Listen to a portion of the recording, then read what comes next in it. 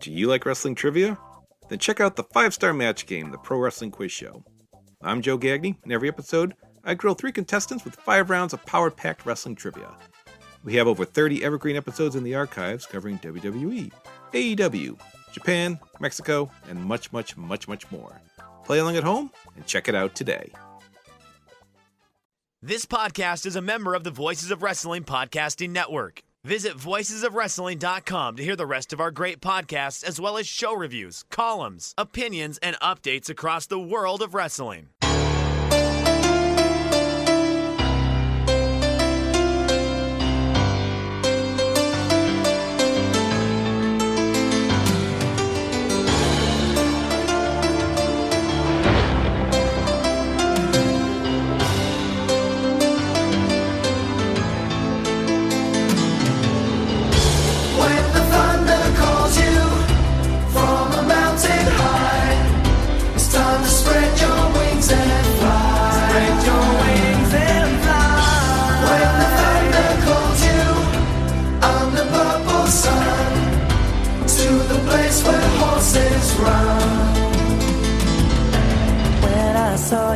Hey there, Thunder Buddies and Travelers down Thunder Road. It's us, Days of Thunder, the WCW Thunder rewatch podcast that you didn't ask for, but we did anyway. Coming as part of the Voices of Wrestling podcast network and powered by alargemanappears.com.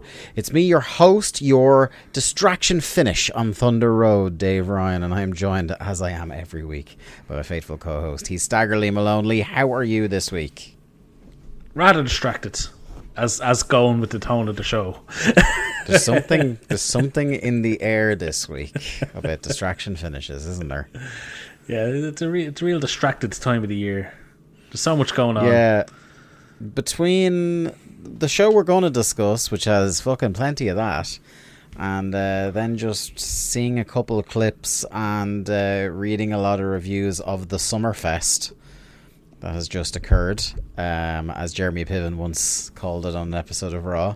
You do realise when this episode goes out, the Summerfest will have been a week and a half ago.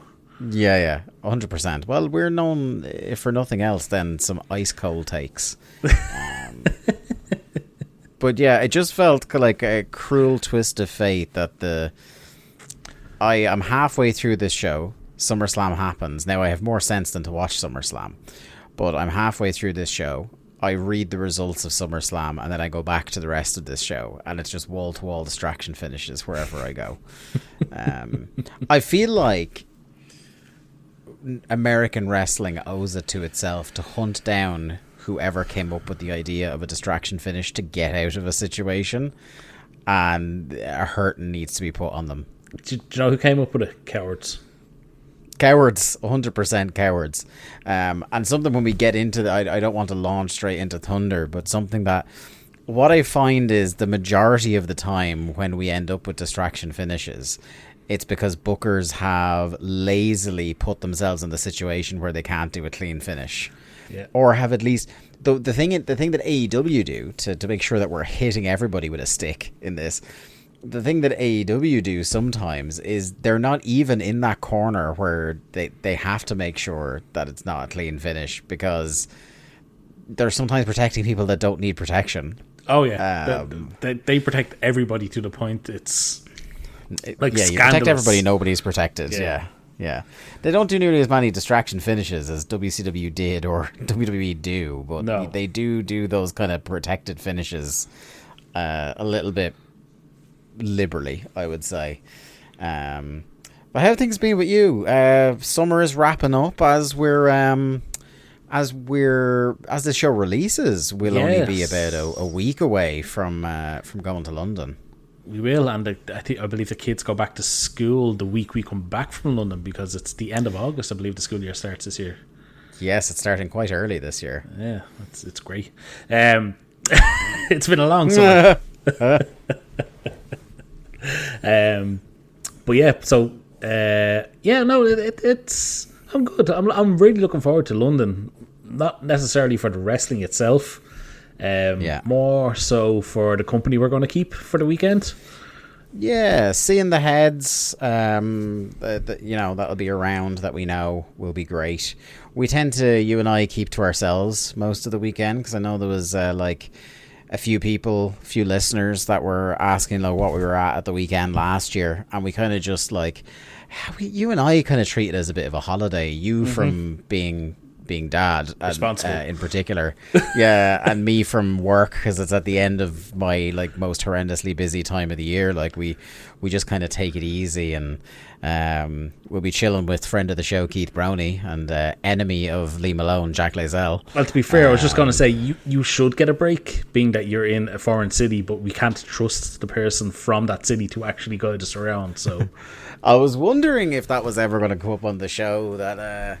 As we were traveling, I think the merry band that we had on that particular trip was you, me, Jamesy, Bose Johnny, and Jack. Yes. And we were in a tunnel, one of the tunnels around Heathrow, because we were all staying near Heathrow. We were trying to get back to central London, and I said we had to turn left, and Jack insisted it was a right turn. In spite of the fact that let it be known that Jack hadn't really been to Heathrow much in the previous 10 years, was still full-throated in his confidence that he, a local, must know more than I do. And Jesus, this man did not get a minute's peace for the next hour with the slagging he got for getting it wrong. And I was completely right. To be fair, London was built by the Irish, so... Yeah, truly. Also, it's it is literally, I fly into it. If Heathrow is the only place I fly into now, ever since Ryanair got in the situation where to get your bag on the plane costs as much as it would to get an Aer Lingus ticket with a free bag. It's ridiculous. So I'm just I might as well fly to the airport that's actually nice and convenient instead of going out the fuck to Stansted or Gatwick. And I'm really thankful we did Heathrow last year when all that shit happened with us getting delayed, because if we'd been in a really remote airport, it would have been a fucking miserable experience. So I'm very, very happy about that. But looking forward to it. Was I telling you about, I can't remember if I said it on the show, what happened with my flight over this year? No. Oh, so I booked the flight on the days I had planned. So I'm flying out 2 days, or no, just over a day before you to see friends, and I'm flying back on the same flight as you. But this is going to be exceedingly dull to a lot of people, but it's just very funny that it's kind of almost a reverse Dallas curse. People, long-term listeners of the show will know that since my trip to Dallas for WrestleMania 32, I have been beset by this Dallas curse where something must go wrong on every journey I take via planes. Well, I mean, Mark Robinson is no longer allowed to travel with you, so that's one positive. Yeah. He recently got Dallas cursed to bits coming from Portugal, I think. Oh, Jesus. Yeah, so in May, I got an email saying, I hope you're ready for your trip. Check-in starts soon. And I was like, what? And went on to the thing, and it had I had booked through the app, and it had accidentally put in my date as the date in May rather than the date in August. And only for the fact that I had a receipt saying that I had booked the date in August, I was fucked. I would have had to rebook my flight at my own expense. But talked to Aer Lingus, and they were like, oh no, we're sorry, there was issues with the app that day. As a kind of mea culpa, they rebooked the flight gratis and also bumped me up to first class for the flight. Oh, for fuck's sake! Yeah, so I'm getting the VIP security queue, and I'm getting into the lounge and everything. Here. So I'm going early for a free breakfast buffet. Fucking hell! I'm never going to be in there again. No, you won't, so because here's the thing about Dublin Airport Lounge: it's not worth paying for. Yeah. Well, have you been in the T2 one for Aer Lingus? No, I haven't been in the T2 one. No. So this is the one I'm going to. Is the new Aer Lingus? Yeah, but I believe it's not worth paying for anyway, because you can only go 2 hours early, and the choices are limited. My understanding is that it would make a lot of sense if you were on a long haul flight and you were stuck for a while, because it's got showers and it does have food and drink and stuff. And you get through, obviously it's got its own security queue and stuff like that. But yeah, I would not go out of my way to pay for lounge access unless I was really badly stuck. So yeah, there's a little bit of fortune. So when we're on the Monday, when we're delayed for another full day again, you and I will remember that at least I had a nice journey out, even if it's not a nice journey back. Whereas my journey out will involve being at the airport a good 4 hours before I need to be, because I have nowhere else to be that day. And there's not even a McDonald's anymore in that airport for you to chill out in. I'm fucking annoyed about that. Yeah, like there is that one you could walk out to, but like why would you bother? Yeah, exactly. Why would I do that? Anyway, London trip aside, let's start heading towards 1999, and we got I don't want to say it's a packed observer this week, but it's one of those things where there's like one big thing we should maybe talk about and a lot of little things. Mm-hmm. The first thing is that in the timeline across the fence, do you know what has just happened? Ooh, November 99. Did the Bulldog just hit Stephanie McMahon with a trash can? It's all around the same time. It is the Survivor Series. Oh, so yes. Austin just got hit by a car. Yeah. And people, I was 10 at the time, so I was not online. I was not reading the Observer age 10. As I probably would expect if they did something like this now, people were big mad that they had paid for a pay-per-view with Stone Cold Steve Austin on it, and it was, if you weren't around at the time, it was actually during the pay-per-view broadcast where they did the Stone Cold is Rundown angle. So you would have paid your $30, $40, whatever it was at the time, for Survivor Series 99 to see your fave, Stone Cold Steve Austin. And he got mowed down by a car and replaced by the Big Show. And I believe the plan was never to have Austin in the match. There was never an intention to have him on the show. Well, this is we will talk about it here because it is the headline story. Dave writes about it and is pretty fucking incensed. But the first thing I want to talk about is the review of the show from the fans, the poll. Okay. Thumbs up 10.3%. Nice. Thumbs down 77.8%. I will say I had the 1999 VHS package, so you know all the pay-per-views, yes. You know the big collector's box.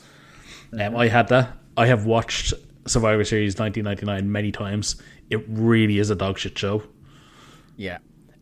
I loved the set. I remember loving the set because I used to play with that on the Survivor Series stage at on No Mercy a lot when I got No Mercy. But other than that, I can't say I have too many fond memories of Survivor Series 99. That's the Angle's first pay-per-view? Angle's first pay-per-view against Meat. Yeah. The Big Show destroys Kayenta, I think, in a 4-on-1 handicap match. The best match voted on the show was Hardy's Edge and Christian versus the Hollies and Too Much. Yeah. Which I have no memory of at all. I remember it, it wasn't anyway great. Yeah. By contrast, we got 43.9% thumbs up for November to Remember, which when I look at the best match poll is absolutely no wonder at all, because the top 3 best matches were Mike Awesome versus Masato Tanaka, Jerry Lynn versus Super Crazy versus Tajiri, and Taz versus RVD. Hell yeah. That's a show. Substantially more packed than Survivor Series 1999, I'm afraid. So he writes, in an industry with no rules, regulations, or morals, there is nothing that happened this week that was out of the ordinary, and that's sad. The big story this week should have been that the biggest star in wrestling today has his career in jeopardy due to finding out just how badly his trash neck is. But the assembly line churns further, and whether it's Steve Austin's career, despite what he's meant to the revitalization of the industry, or anyone else's, there is no time for reflection. In fact, over the past few days, there's been far more talk about how WWF handled the situation, trying to milk one last buy rate out of his name, and a parody that WCW did the next night on Jim Ross, and whether it was hilarious or tasteless, and obviously it was both, then on the potential of the career being in jeopardy of Austin. In fact, whatever discussion there is of Austin's injury is limited to the idea that maybe the WWF is vulnerable for the ratings gap closing of Austin's career is in jeopardy. As far as Austin's future, if he can't wrestle, the belief is that the producers of Nash Bridges are still interested in doing a spin-off television series starring Steve in his role of Jake Cage from his cameo on the show previously. I'm not going to go. He rants for essentially 3 pages about what happened. And essentially what they're talking about is like they knew he wasn't going to wrestle. Yep. And whether it was that they knew they were going to exactly what they were going to do very early on, or that the delay was trying to figure a way out of it and they only got out of it at the last minute. I mean, that's up to you. I would be very skeptical knowing the people in charge. I would say they knew exactly what they were going to do the whole time. Also, it's classic Vince McMahon, as Dave points out, that when in doubt, he went with the big guy. Yeah. Remember, we covered the SummerSlam build, and they knew then that Austin was not in a good way. Yeah. And they were given, 6 weeks off? Yeah. And the fact that he came back to just again be told, no. They never had any intention of having him on the show. But yeah, it is hilarious that they went with the Big Show, who had been so misused in his first 6 months in this company. It was unbelievable. Like he was heel, he was face, he was a heel. No, he hadn't turned heel again yet. But just was never treated in any way like a big deal. Oh, he had turned heel again because he was in the heel tag team with Taker. With Taker, and now he's a face again. Yeah, he's a face again for like a month because he turns heel again by the Royal Rumble. Because that's right, because he heels on The Rock. And The Rock have the contested finish. So there you go. There's 4 heel face turns in the space of his first 8 or 9 months in the company. Yeah, it's hilarious, and it's a terrible title reign, if you could even call it that. Like, it's just they literally switch it back to Triple H on TV. Yeah, well, his feud is with the Boss Man. Yeah. And is it, God, do they do it's Armageddon next, so that's the Vince Triple H match, isn't it? Yes, that's where Stephanie turns on him. Stephanie turns, and then they take over Raw, win the title back.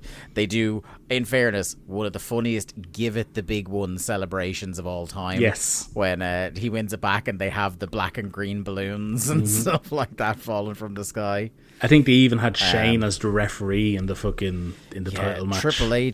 Triple H Vince was the main event of that Armageddon show. Yes, it was. Yeah, do you want to know how long that match was? 28 I'll give you minutes. a hint. The longest match apart from it was 16 minutes. 28 minutes.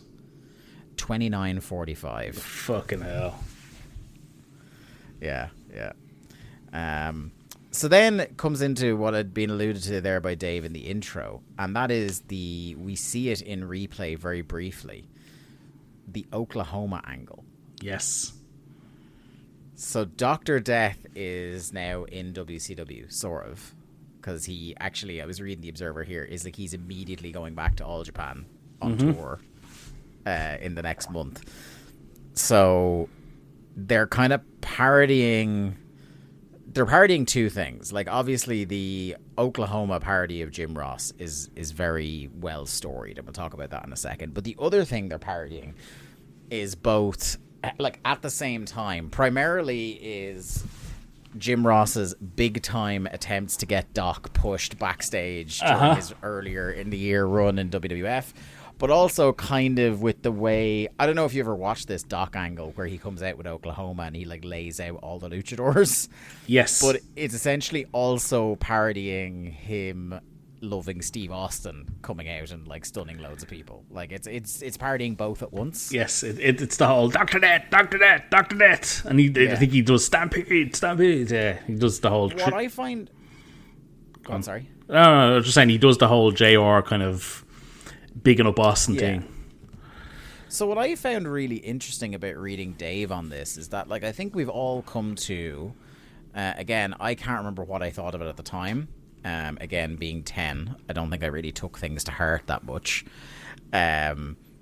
And I don't think I knew what Bell's palsy was when he was doing the Oklahoma shtick, which will continue, by the way. This isn't a one-time thing. Like, we'll be getting rid of Doc a lot sooner than we'll be getting rid of Oklahoma. Let's just say that.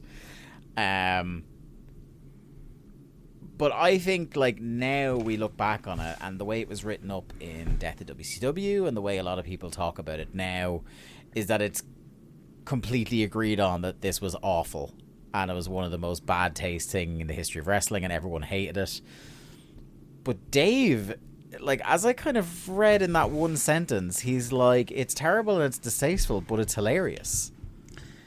Which I thought was a really, like, I don't remember anybody saying, like, there's a paragraph here where he says, Ferreira was absolutely sensational in his portrayal of Ross. He rendered obsolete previous segments with Kevin Nash, which were kindergarten play quality in comparison.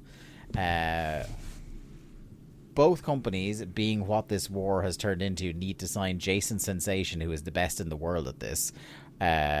Probably more than bid for Ric Flair if he becomes a free agent. Jesus Christ. So he's kind of going into about how, like, he's trying to separate. I don't know if it's where he doesn't feel bad about the Bell's palsy thing, or maybe, again, this is the first appearance of him, so I don't remember, does he ham it up as much as he would later, the Bell's palsy part, and that's where people turn on it fully. But he's saying that his commitment to the bit is, he's putting it over huge here. I think you're missing a really important bit of context. And that is that Jim Ross was not very well liked. But he was by the people who were reading The Observer. And, like, I've always thought by Dave himself, but I could be misremembering that. I think it could be a point, though. Like, I know Ferrara and Russo have always said it was done in, like, jest. Like, they saw the way JR was treated by Vince and the way he was always willing to be the butt of a joke, and I think that was the explanation Dave always gone with. Yeah. Now, look, I will say this. No doubt in my mind, WWF absolutely hated him. Oh, yeah. And, like, tried to get this man to leave the industry out of embarrassment for many years. Like, Vince loved to embarrass this man. And I have no doubt there were wrestlers that hated Jim Ross. And I have no doubt there were... He was also, again, at this time, he was still head of talent relations. Yes. There were also... And that is, I think, an impossible job to be liked in, unless you're an absolute simp. Yeah. There were also executives in WCW who did not like Jim Ross. Don't forget, this is a man that couldn't get rehired by WCW when he was fired multiple times by the WWF. Yeah. All of that said, it does not excuse the fucking horrible impersonation that they did. Now, I also am inclined to think, just from the little snapshot we saw on Thunder, that maybe he would go on to ham up the Bell's palsy thing later. Maybe. And it was just a straight takeoff of Jim Ross the man rather than his condition in this one angle. But we'll see, because unfortunately, as I say, we're going to have a lot more Oklahoma. Mm-hmm. And it will, put it this way, I didn't like that. I remember I wasn't wild about that angle when it originally happened. But also, at the same time, that's the best it's ever going to be. It's all downhill from that. Yeah. So we need to remember that. There is a big review put in of... I just wanted to put this over because I actually came across it and watched it on YouTube not long ago. There was like a local TV documentary about wrestling at the Chase. Okay. And Sam Muchnick and shit like that, and that's actually it's really easily found on YouTube. That is good watching, just for like an area of wrestling I didn't know a lot about. Like, obviously it's kind of, because it's like local TV, there is a kind of like rose tinted outsider point of view rather than like really getting into the meat and potatoes of the business. But I think it's perfectly fine, perfectly enjoyable documentary. So that's worth checking out. Some here and there news. Okay. Vern Gagne had triple heart heart bypass surgery about 2 weeks ago. His recovery going very well. This is also, if you're wondering, because there might be people, I was thinking of not including this because, again, kind of like where I went back and forth about that Memphis story last week, I thought about not including this because it is kind of like dark to put in on our fucking clown show of a program. But I think there might be some younger listeners that might be wondering where this particular person was at the time and why he wasn't featured at all in either company or mentioned by us at this time ever. Tully Blanchard was charged with domestic assault this week on his wife. This was that time. So he was 45, she was 28 at the time, which was referenced in the Observer the previous week. She called the police on him. The two of them are legally separated. And yeah, that's... Would that be that's Tessa's mother, yeah? Think so. The timelines would work out. It would work out, wouldn't it? Right? Yeah. Because it's about, like, what, this is 25 years ago, and she's probably just kind of under 30 or mid to late 30. 30s, or mid to late 20s into their 30s, yeah. Yeah, I mean, like, Tully was not really employed by any of the big promotions post 1990. Yeah. For various reasons. And yes, obviously, it's safe to say the 90s were not a good time for him. Without getting too much into it. The other thing, speaking of something I mentioned last week, is they have completely dropped all references to what happened last week in Memphis. As not only were Brian Christopher, Spellbinder, Tommy Rich, and Doug Gilbert not on TV this week, but were never even brought up. There seems to be a lot of expectation that Jerry Lawler is going to try and tie Gilbert up in court over what he said. Wow, okay. Yeah, so... Yeah, instead, Jim Cornette came down from Louisville with the OVW crew, including Nick Dinsmore, Scotty Saber, BJ Payne, and Trailer Park Trash. And they talked about OVW wrestling. So it seems like they went entirely too far with their angle on TV, and now they're just they've hit the alarm bells and they're just plugging in the OVW boys into that slot. It sounded like Gilbert and Lawler worked themselves into a shoe again. Yes. They saw the dollars of bringing real life stuff into the ring, but yeah, it just went entirely too far for everyone's liking. In WCW news, we have the Thunder time slot. This is our official last, I think, 8 to 10 p.m. Thunder. They are moving 9 to 11, starting 1:12. So another thing we will mention on this show probably again is that we're about to take 2 weeks off the air for Thunder. Yes. There isn't another Thunder until December after this one. Is it just 2 weeks we're off the air? Yeah, it's back at the start. So we've got the pay-per-view next in our timeline, and then I believe it's two Thunders off, and then we're back. I think it's back right at the start of December. I was going to make a suggestion. I thought it was 3 weeks off. Let me just, I can literally just pull up here because I have my folder of Thunders. Yeah, so we're off from 11/16 to 12/2, so 2 weeks. Okay. What was your idea? I was going to suggest that because 3 weeks is an extremely long time, that we would... I mean, 1 week is an extremely long time in the Russo world. This was my idea, that we would do the middle week of Nitro. So we're still missing a week, so God knows what could have happened. And then when we come back to Thunder, we will have still missed a week. So again, God knows what could have happened in that week. But obviously, if it's only 2 weeks, I don't see the need to do it in Nitro. Yeah. That's I don't know if I can subject ourselves to another 3 hours out of nowhere. So what was the last Nitro? Was it 58 segments, something like that? Yes, something to that effect, yeah. So the time slot is changing. Interesting to see how that will affect the ratings, of which we will talk about a little bit soon. In terms of... yes. Randy Savage. Things are not going well at the moment. Yes. There was an incident that allegedly took place at 11/6 at a Kid Rock concert in Tampa at the Sun Dome involving Randy Savage, who turns 47 this week, and Gorgeous George. According to one report, Mona and Road Warrior Hawk and his wife.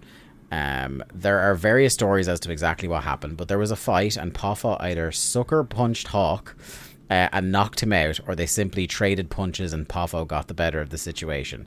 As you'll see, Hawk disputes that report. During the altercation, Gorgeous George, I see, because Dave just goes with the shoot names here and it's hard to keep track. But Gorgeous George, who got into it with Hawk's wife and was pulling out clumps of her hair. The belief is that Hawk is going to file a lawsuit against him for the incident. Since this is wrestling, there's also speculation that they're working their own angle for when both become free agents early next year. Although the general feeling at this point that isn't the case. In a long forgotten about incident, which I believe took place in April 1996 at the Tokyo Dome or thereabouts, there was an altercation backstage at a pro wrestling show between the two that definitely was not an angle, and on that day Poffa was the one who came out worse, although I don't remember the details, but I seem to recall it was two guys with a short fuse yelling, and basically it was a sucker punch, not a fight. Oh, Jesus. Yeah, and who broke this news? That bastion of moral decency, Bubba the Love Sponge, on his radio show. Some status updates. Rey Mysterio Jr., as it turns out, is scheduled to be undergoing full reconstructive knee surgery for both a torn meniscus and a torn ACL on 11/23 by Dr. James Andrews, and will be out of the ring as far as active wrestling until probably the middle of next year, which is pretty much bang on accurate. I think it's May he returns. He's at least talking like he'll be back on television soon as he can walk, which should be late January, and try to do angles that involve him but don't lead to him doing wrestling matches. Shane Douglas got a favourable opinion regarding the healing of his torn bicep and maybe back in the ring within a few months. Even if he didn't get the favourable review, Douglas has a track record of rushing his recoveries after surgeries, and the result has been, in most cases, re-injury. And that is funny because that then puts he will not wrestle again until long after the Revolution is done. That's insane. So he maybe wrestled once or twice with the Revolution, a handful of times, and then I think this is him basically I think the Revolution goes away, he goes away, and then gets repackaged again. He does the franchise gimmick again. He does it from the reboot on. I know that for sure. Yes. Yeah, so if it's saying here he'll be back within a few months, that probably puts us within territory of the reboot then in April. The current feeling regarding Dusty Rhodes is that he really is not with the company right now, but they're going to work his being let go into Dustin's angle. This clearly does open up the possibility for him coming back as part of the angle. So, and there is a little bit in here, speaking of which, about Dustin. Remind me if I don't get to it, because I can't remember where it is in this. Sid is expected to be in line for a huge babyface push. We both remember that. By the time of that reboot, he is one of the top babyfaces. Vampiro was dressed down by several of the agent because he gave Berlin such a weak looking chain shot on the Thunder show when doing the interference spot, so we'll talk about that later. WCW was looking at getting... Who do you think they were looking at poaching from WWF in 1999?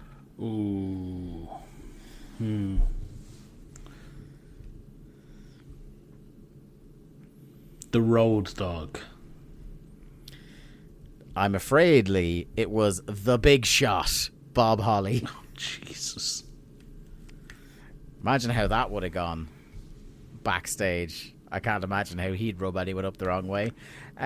Some nice news is that Tori Wilson has basically, with her on-screen performances, earned her way into an actual contract. She'd been working a per-date deal up until this point, but is now in the process of being signed to a proper contract with WCW. So, fair play to her, because she took that small role as Samantha with David Flair, spun it into her role now as Tori, and has become, over. Oh, yeah. You know?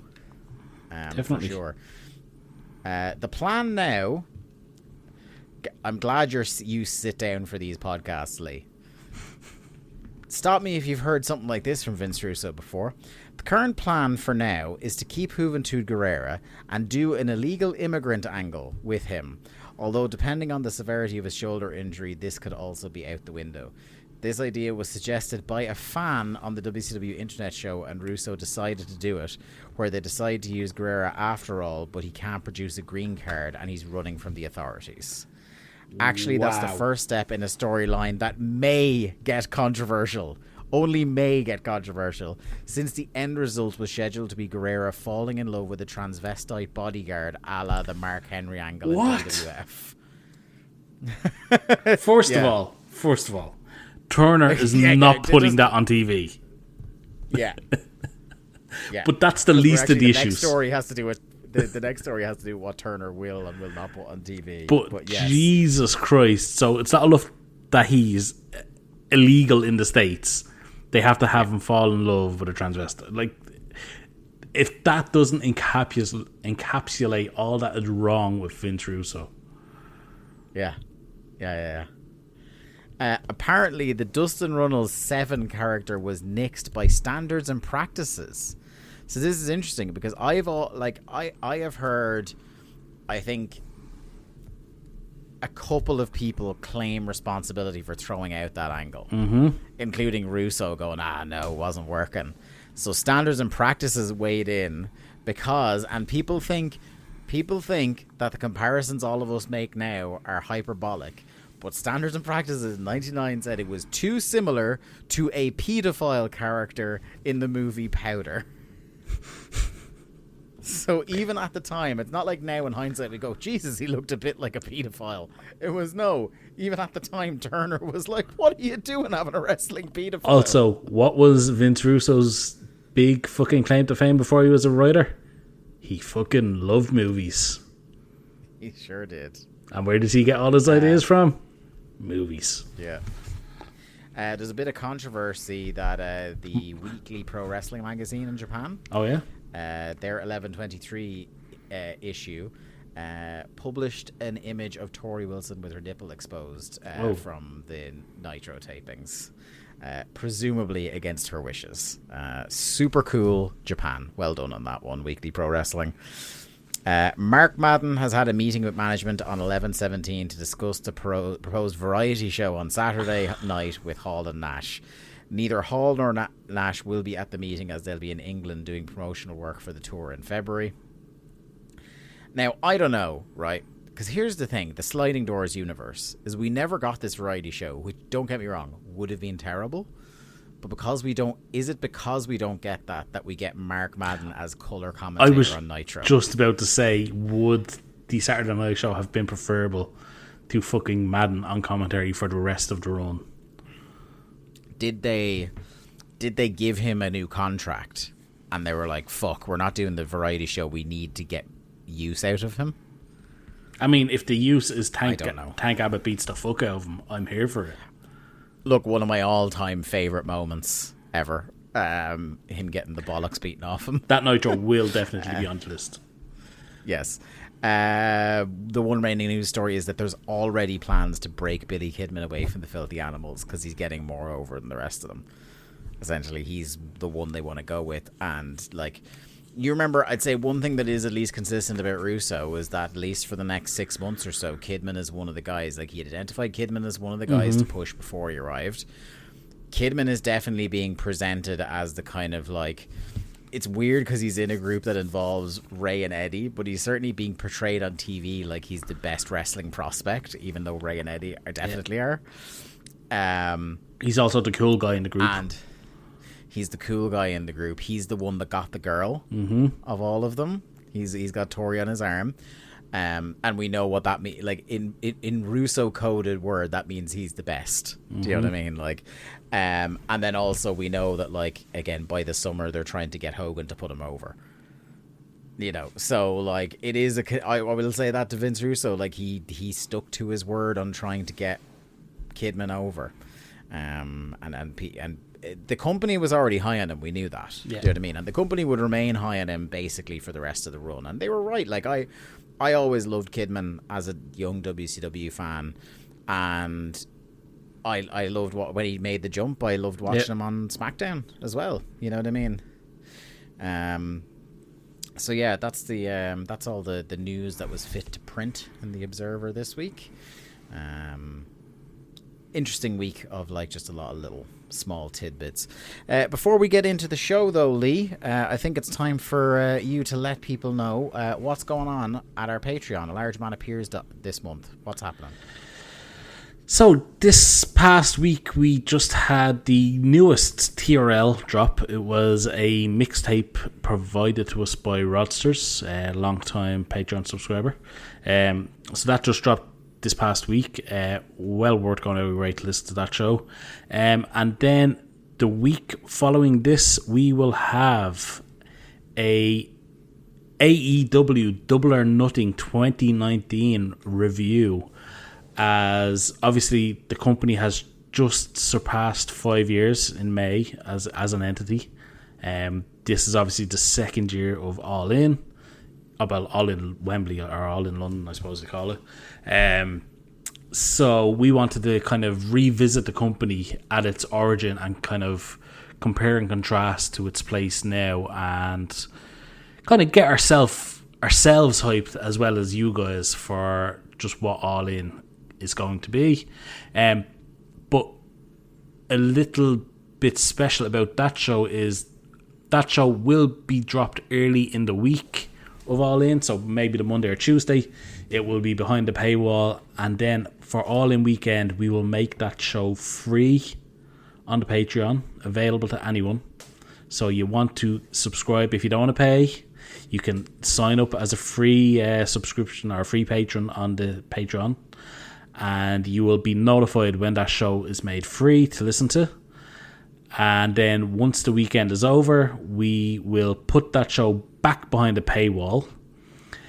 Also that week, we will have a Grab Bag Radio, Dave's long anticipated Grab Bag Radio. And then to close out All In weekend, we will have a very special. We normally do the pre-show, but instead for All In, because we will be there and we will be in person together podcasting for the first time in 5 years, we will have a very special live on YouTube post show. So our plan is that we will go live with our post show following the flagship instant reaction. There might be a little bit of crossover, but our plan is to go live near enough to straight after those guys. And if you do want to catch up with the post show,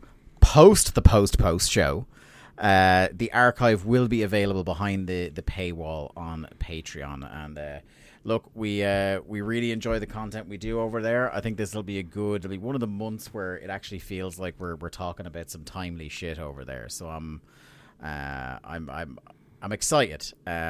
We also, I think we don't plug this enoughly, we do have, you are able to follow the Patreon without paying any money, so that you see what posts are going up if you're interested. But on top of that, there is a $1 tier. Or €1 tier, where you are able to go on there, and the only thing you really get in terms of content for that are you get my show notes as I dump them up on there. I need to put up a dump. There'll probably be a dump up by the time you listen to this of the last like month and a half, 2 months or so. But you get to look at my notes for the show. But that kind of tier is basically there for the kind of, look, I don't have the money to subscribe for Team Beefy Da to get all the content, or at the TRL level to get an episode of my own. But I just want to throw you like a couple of dollars to say thanks for the work. So that is there. Also, I just want to throw this out. We are clear of all TRLs for the moment. So we are open. Yes. 2 suggestions or 2 TRL shows being thrown our way. Yeah. If you're on the fence about thinking about one, I will say this: we've done 8 this season so far, and they've all been great. If you're thinking of one, maybe get in soon-ish, because I'd like to max out this season at 10 and then maybe take a break for a couple of months. Because there's a particular series on the Patreon I want to start come September, October, that I kind of want to keep regularly going without being kind of interrupted by having to get to TRLs. So if you get in, if you're one of the next 2 TRLs to get in, it will be done soon. Anything after that, we will still accept your TRL bid, but it will go on the kind of back burner for a month or two while we get caught up on certain other series that have gone neglected in this kind of latest rush of people wanting to get us to cover all sorts of mad shit. But yes, A Large Man Appears is where you need to go to get all that. We really appreciate any support. And hey, if you're just here listening to the free shows, totally cool. We appreciate the people who have the spare change and want to give us that. But just as much as that, we do appreciate the people who just stick in with us every week and check out the show, and also like share the show online. We see all your tweets, we see the chat in the Voice of Wrestling Discord. We really appreciate it from everybody. Anyway, shall we get to Thunder, my friend? Let's get to Thunder. This is Thunder 89, the back half of the tapings in Fort Wayne, Indiana. This is the 18th of November, 1999. We are now at a 1.8 rating. For the second successive week, it's fallen by 0.3. The Russo bump is over. We are now back to pre-Russo era levels ratings-wise on Thunder. So how many? We were wondering how long that would take. I was just going to say, how many weeks has it been? 5, is it? I think it's 5 weeks. Yeah. So that is certainly worth noting there. This show, I'll tell you what, it's an hour and a half long, and they waste without commercials, it's an hour and a half long. They waste absolutely no time. It's like they're already short of time from the start of the show, because there's no grand introduction or anything like that. We are straight to the ring with Plunderbammer. He's coming out with the like Raven-esque shopping cart, his little laundry basket full of plunder, including the giant Surge can, which we haven't seen in a while. Today and Larry, God bless them, trying to do their level best to run down the entirety of the pay-per-view card so far during this one entrance. This match begins a theme on this show, which is continued on from maybe the last few weeks, where wrestling is so now de-emphasized that everything feels like it's 2 minutes long before the angle happens. Yeah, that was going to be my big kind of thoughts on this show. The wrestling, there's so little to the wrestling. Like, the commentators are not invested in the wrestling. The fans are not invested in the wrestling. The fucking wrestlers are not invested in the wrestling. It feels so unimportant, and nothing happens. So it's interesting because it became a talking point after SummerSlam about how people didn't react during the Cody Rhodes main event because they've been conditioned that there's going to be people coming out.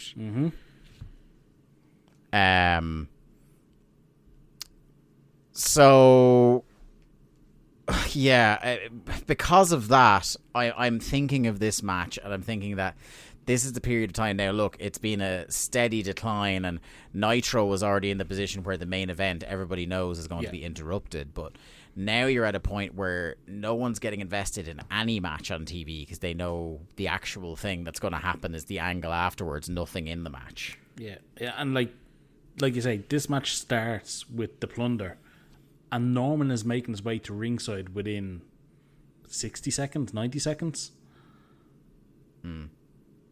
Like, they can't just have a match. Yeah.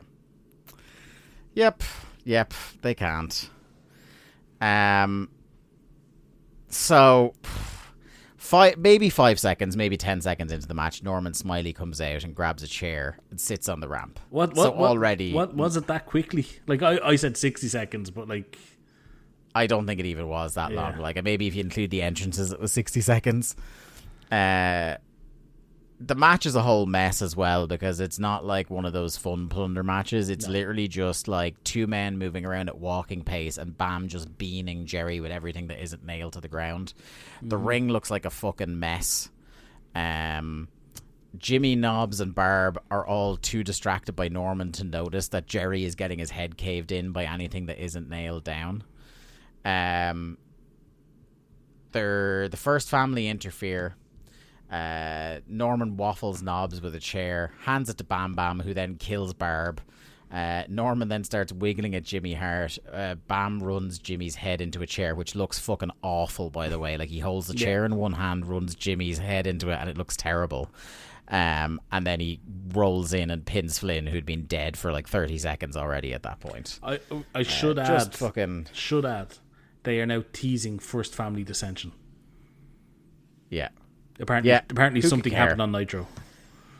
Who have, like, they've all fallen out with each other. Is this like the third formation of the first family? The third in our run, but there was definitely a first family before that as well. So this is the fourth family, really. Yeah.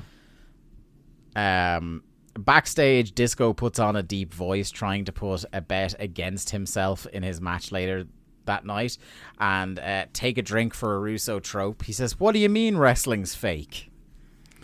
Yep. So this is part of, like, we were talking about off the air, I went on a bit of a tirade watching this show on twitter.com, the Bird app, about how, like, I think people don't realize how, like, yes, and we talked about it at the time, is, look, the foundations were laid for the death of WCW long before Russo.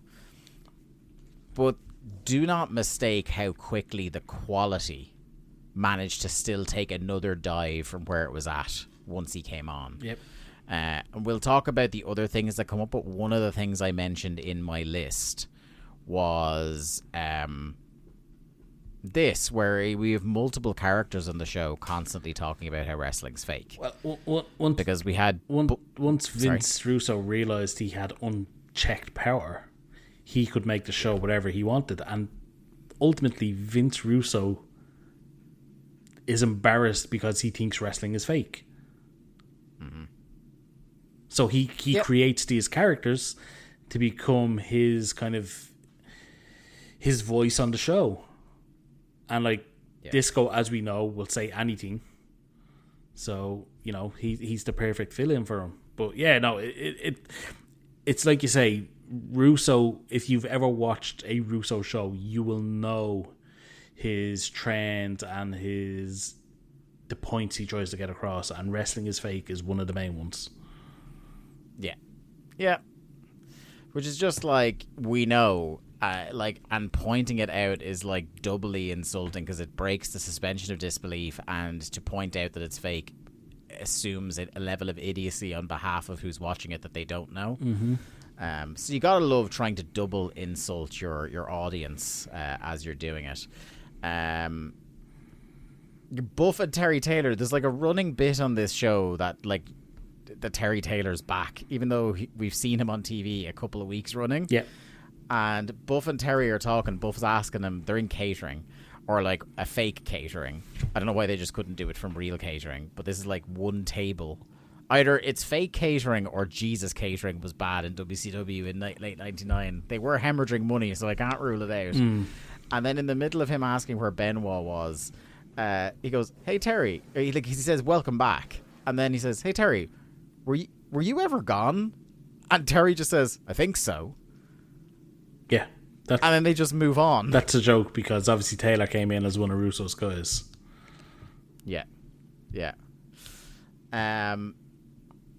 Next up we have Disco Inferno versus Prince Ikea, the Flat Pack Sovereign, which I would swear is a match we've seen conservatively 50 times on Thunder. Yeah. This match goes... Like, it goes longer than I thought, but still nothing of consequence happened. No. Now, if you want to try and play devil's advocate... By the way, Tenay was back tonight, we should say that. Yes. The Scott Hudson... experiment is dead. Secondment is over for now. Yeah. Like, literally the week after Dave was in the Observer saying he should be the full-time commentator. But he's not on this set of tapings anyway. But I will say, in the defense of the commentary, they are trying to get this gambling story, which is terrible, over big time. Yep. They spend the whole match trying to fill it out. Like, if you didn't know, there's this guy, Tony Marinara. Disco's in debt. He's trying to bet his way out of it. It's a terrible storyline, but they at least made it, again, because remember we talked about on the last Thunder, I was like, I know the storyline, and the way they put it on TV, I couldn't follow it. Mm-hmm. But they made it very, very clear during the course of this match, to their credit. To what you said, back and forth, but a load of nothing here. Yep. But at least they're trying to push the dumb angle. Disco starts firing up when all of a sudden, to quote Larry Zbyszko, there's a guy there. So a man appears who we never see his face, and he's shot from the back. He is either wearing a silk robe or a kimono. I can't tell. Do you not think he was supposed to look like a mob member?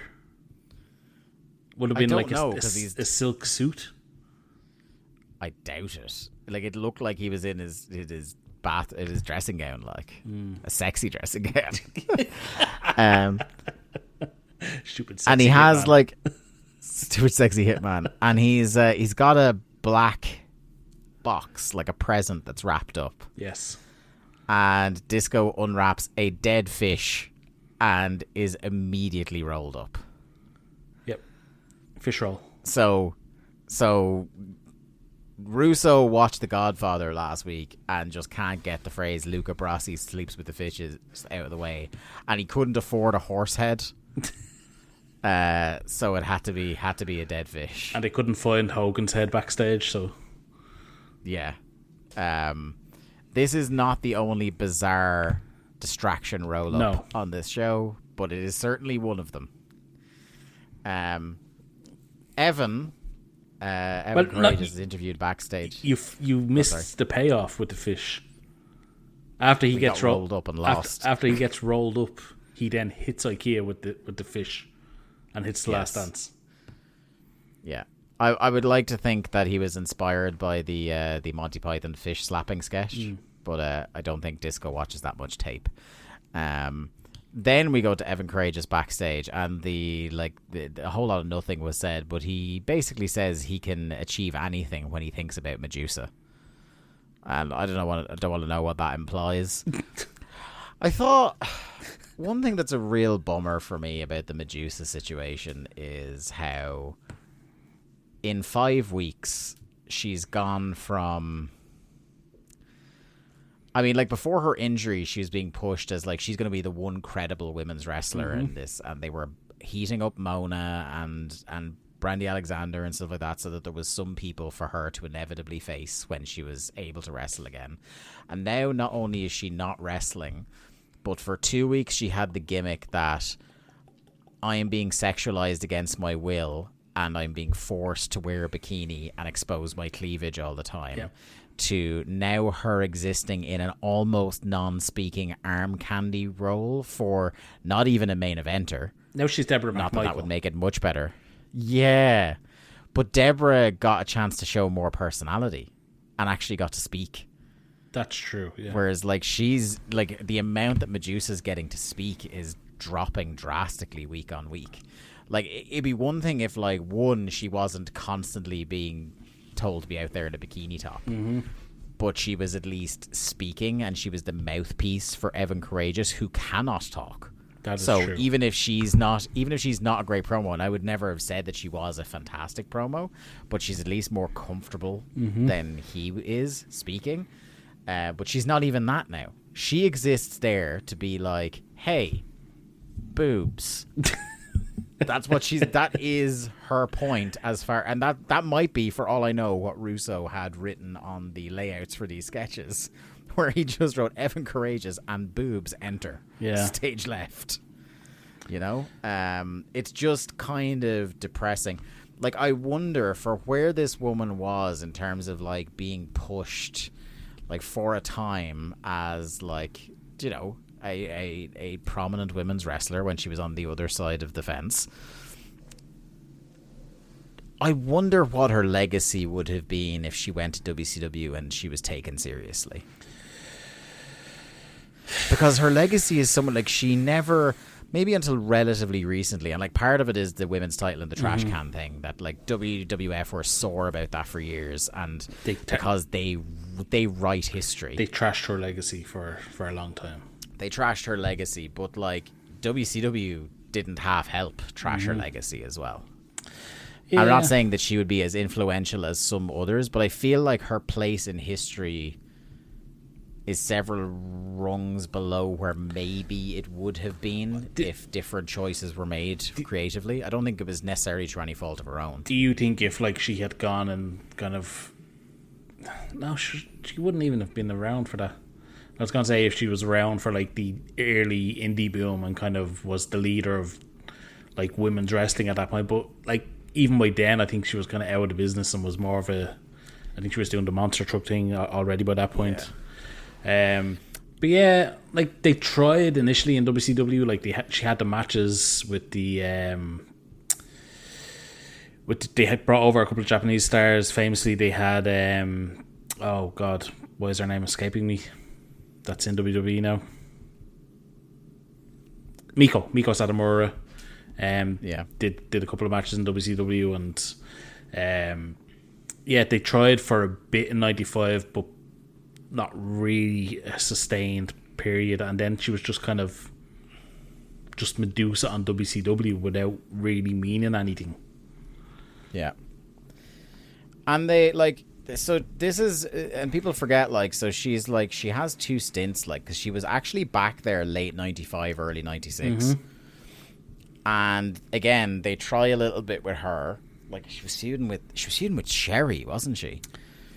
In, like, right after she came back. I think so, yeah. They brought in, I remember she finished with them.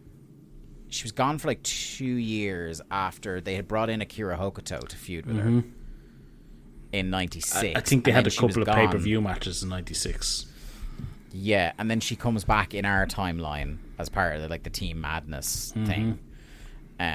But like, she's here right till the end. Yep. And one of the things I wonder is, like, if the, like, I mean, I guess the business metrics weren't there in 98 for it to be worth their while, but like, if she had gone to an ECW, would she at least have been, you see, this is the thing, their thing with women. Yeah. Like, yeah. Because it wasn't like she would have a stacked women's division. There was no stacked women's division anywhere on the continent for her to wrestle. It's so just, you wonder, at least, would she be a manager or a valet that was given mic time in ECW, at least? No, she probably just would have been fucking powerbombed or fucking 3D'd by the Dudleys most weeks. I think it's just a case of unfortunate time and place. And that's what it boils down to, really, with Medusa. I don't think there's anything much more than that. Like, she was in the WWF, had her run, definitely got over to an extent. Like you say, had the early WCW run, and then was brought back and seemed to be getting treated seriously in the Team Madness. And like you said, when we talked about it, we liked what they were doing, building up her versus Mona. Yeah. And then the injury happened and they just fucking dropped it. Yeah. And now they've dropped, unfortunately, like, we were at least like, well, they're running with Mona for now, but now she's vanished as well. Gone, and soon to be on the other side anyway. No, it's just unfortunate. Now, to be fair, would you have wanted Vince Russo booking Mona? No, because again, like, you're looking at what they're doing with the Nitro Girls, and I'm thinking about, like, we're mere months away from Miss Hancock as well. So, like, you see what they're doing with women in general. I'm not saying that WCW could have done any better with her, but I'm just kind of like, yeah, like, wrong woman, wrong time, maybe. For sure. She was like, even if she'd arrived in WWF 3 years after this, when they're not taking women very seriously, but there's that little while where Trish and Lita, and then Victoria and Jazz, she probably would have, if she was that bit younger and came along around then, she would have been a very important cog in that division. Because she's also, I wouldn't say she had the in-ring talent, nor would I expect her to get to that level if she arrived now. I don't think she was, for her time, an incredibly capable athlete. Like, she had a lot of physical gifts. She was bigger and stronger than a lot of women that were her peers. But I don't think that washes now. Yeah. Not when you have fucking Jordan Grace fucking going around dominating. But, well, I'm actually thinking of somebody with the same kind of, like, physical gifts and proportion. Like, Camille is way better at what she does than if Alundra Blaze came along now. Do you know what I mean? Like, as fair. The kind of, like... Anyway, we'll move on to our return to catering, fake catering, as Van Hammer sasses Kurt Hennig, leading to a pull-apart brawl. That continues through an ad break, and the ad break popped me because it was for a little movie called The Matrix. Yeah, I've heard of that one. Because as I go, I've talked about it a couple of times recently. Like 1999 was a fucking great year for movies, lads. It was a fucking great year for movies. Big fan of Dude, Where's My Car? It's considered one of the all-timer years for movies. Is it? Can you think of any other? Like, I'm gonna bring up some 1999 movies here. American Pie. Let's have a look at what the best 1999 movies are. Okay, so top 50. Oh my god, I'm just looking at the top 10 here. This is outrageous. Right, okay. Let's go for it. You can tell that we don't want to talk about this show, by the way. So this is IMDb's top. We'll go top 20, will we? Okay, let's do top 20 because obviously, do you want to go from 20 down to 1? I'm not going to get them all. But like, is American Pie 1999? We're going to find out. I'm actually going to start at 21 because I do want to give a shout out to the Iron Giant. Okay. Iron Giant is great. Then we have The Insider, which I don't really know a lot about that. That's Russell Crowe, Al Pacino, Christopher Plummer. It's a Michael Mann movie. I've never seen The Insider. I think I've seen that. It's got an 85 Metascore. I might have to go watch that. The Virgin Suicides. It's a very famous movie from the time. Sofia Coppola. Okay. That's kind of like breakthroughs for, like, I guess Interview with the Vampire was more the first Kristen Stewart role, but the first kind of teenage to adult Kristen Stewart role that I remember is Virgin Suicides. A little movie you definitely will remember called South Park, Bigger, Longer and Uncut. Definitely seen that one, yeah. Yeah. The Boondock Saints. Yeah. Incredible cult movie. Although that's the one that, like, all these Metascores are like 70 and up, except for Boondock Saints, which has a Metascore of 44 because it is kind of trash. Three Kings, which I loved at the time. Yeah, I loved that movie. I thought that was great. I haven't seen that in years. Arlington Road, which I don't know a lot about. Jeff Bridges, Tim Robbins, Joan Cusack. I heard of it, but I don't think I've seen it. Girl Interrupted, definitely have heard of. Office Space, yes. class. Yeah, cult classic. Magnolia, pretty damn good. Don't know. If you're a Paul Thomas fan. It's the one where Tom Cruise is in the leather waistcoat and he has the long hair tied back. Doesn't know. I think you mightn't have seen it, but I think if you saw an image from it, you go, oh, that's Magnolia. Okay. Yeah. Okay. Top 11 now. We're not fucking about anymore. We're talking hit after hit after hit here. Man on the Moon. Yep. Which we have reviewed on Patreon. That has a Metascore of 58. That is really harsh. The Talented Mr. Ripley, which is great. Being John Malkovich. Great movie. Legendary. Election, which I love very much. Matthew Broderick. Reese Witherspoon. I've the high school. Seen it, but I have not seen it in a long, long time. It's really good. It's a really good Alexander Payne movie. Little movie called The Sixth Sense. Yeah. Toy Story 2. Oh, okay. Didn't realize that was so soon. Eyes Wide Shut, the last Stanley Kubrick movie. The Green Mile. Okay. American Beauty, starring Redacted. Yeah. And then the top two, The Matrix and Fight Club. Oh, okay. Fight Club number 1. Yeah. That's a big year. And American Pie is that year. So is Cruel Intentions, The Blair Witch Project, Any Given Sunday, Sleepy Hollow, Galaxy Quest. Any Given Sunday, man. The second Austin Powers movie, 10 Things I Hate About You, Notting Hill, Star Wars Episode 1, The Mummy, Wild Wild West. Of those movies you just listed off there, 10 things not like the others. 10 Things I Hate About You might be my favorite. It's class. It's a fucking great movie. Analyze This, Bowfinger, underrated Bowfinger. That's a stacked year. That's a hell of a movies, year, man. That's a great year. I know the Rewatchables podcast, which does like kind of like those kind of movies that like they're on TV and if it's on, you're locked in and watching it. They did a whole series just about 1999 movies, which you can see why. Like, it's fucking class. Anyway, fuck. I guess we have to go to this next match. Evan Courageous versus the Maestro. Maestro rushes Evan but easily fights him off. We're finding out that it's going to be Total Package versus Meng on Sunday because for reasons that are best known to himself, Meng interfered in Lex versus Sting on Monday. Well, we would find out in a clip later on that Luger had taken Meng out of the tournament. Why? Because I think he was due to face him, or Sting was due to face him, or it was something. And Luger had taken him out with like a pole or a fucking steel bar or something.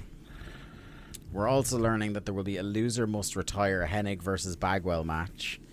Saturn, Malenko, and Asia versus Kidman, Eddie, and Tori. I will say this is the only match where there was actually a little bit of heat that wasn't piped in, but not much. It's just by the standards of this show. People like, he's definitely super green, but people do kind of like Evan Courageous. Yeah. Like there's something of the young, handsome, white meat baby face. Like again, is he handsome? The boy band aesthetic that they would lean super hard into very soon. There's definitely something there that, like, people are kind of like, they're not living and dying with him, but they're like, yeah, we like this guy. And they definitely do not like the Maestro. They don't give a fuck about the Maestro. So we learn as well, we were talking about Ray being out, the Observer, so they had done an injury angle on Ray in the cage on Monday, putting the heat on the Revolution for taking him out. The match ends via another distraction roll-up as Medusa smooches Evan on the apron and then Maestro rolls him up.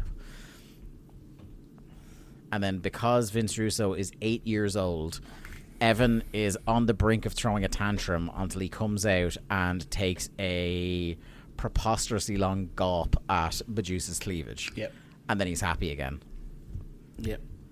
Terrible. You should also add that Medusa appeared to also smooch the Maestro first.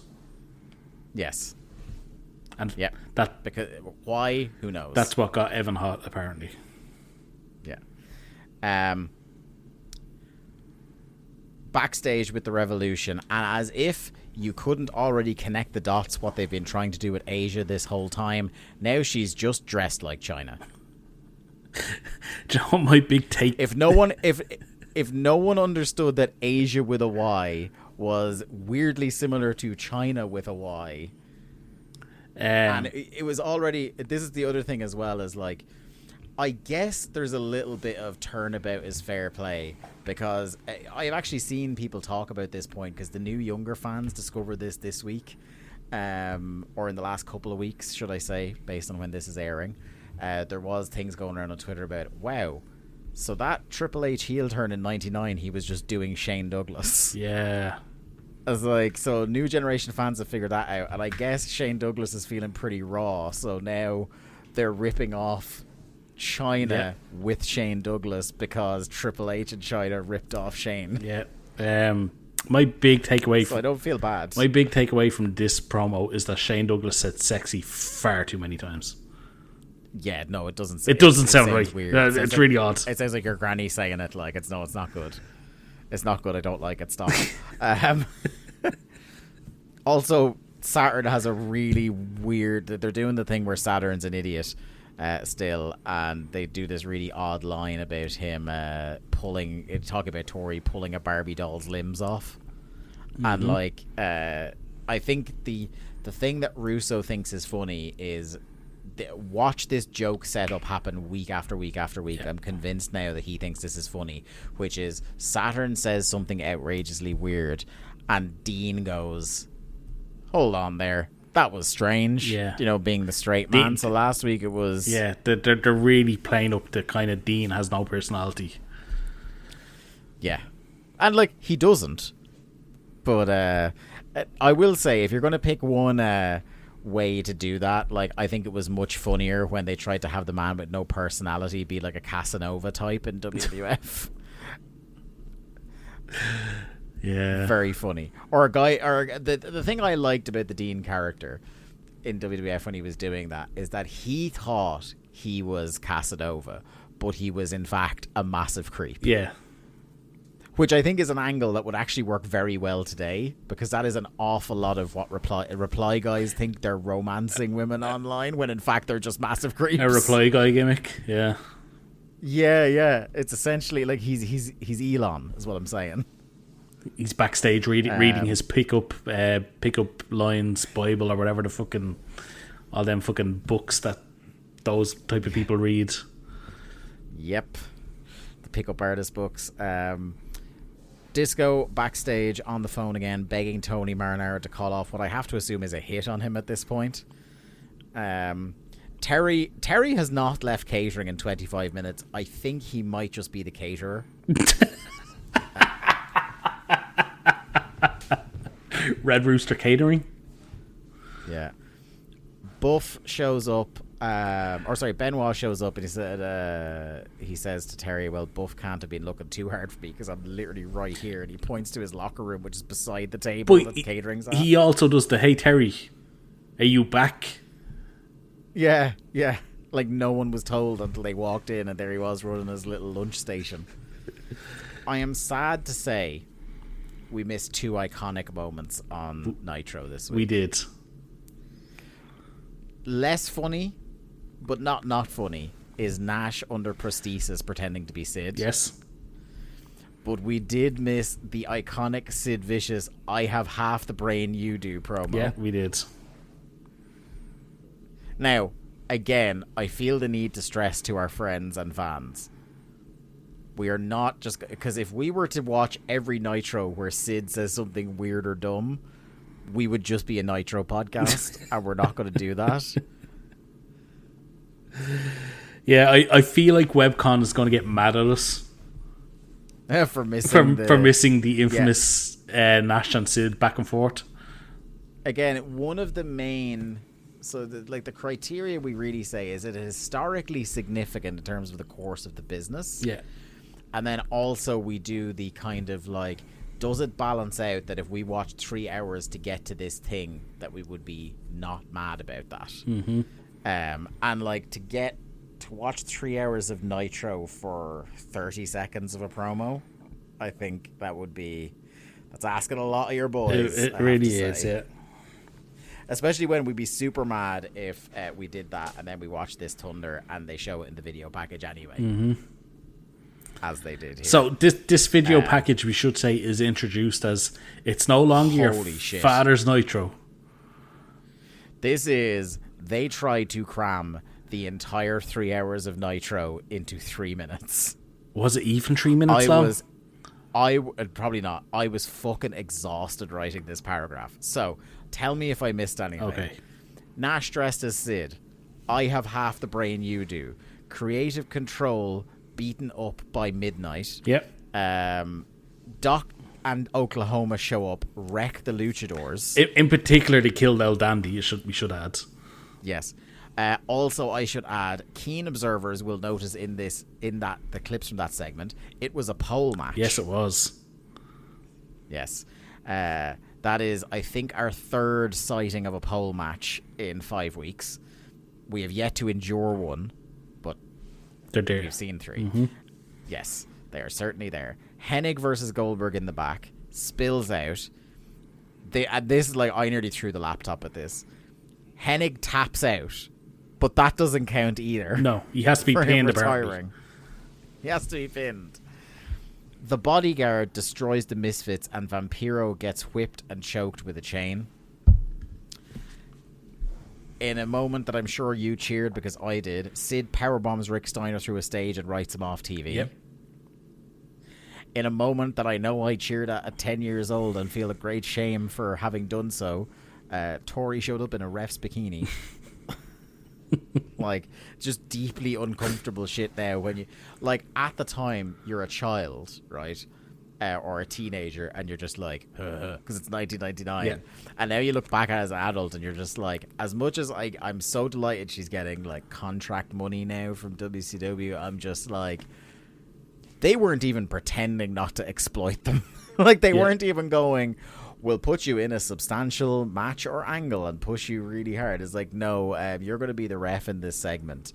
Here is your ref's uniform or lack thereof. And it's like, oh my God, it's so fucking I thought you were going to cheer because somebody else returned on the show. Would it be Gormless idiot Yes. David Flair? Yeah. He hits Douglas with a crowbar.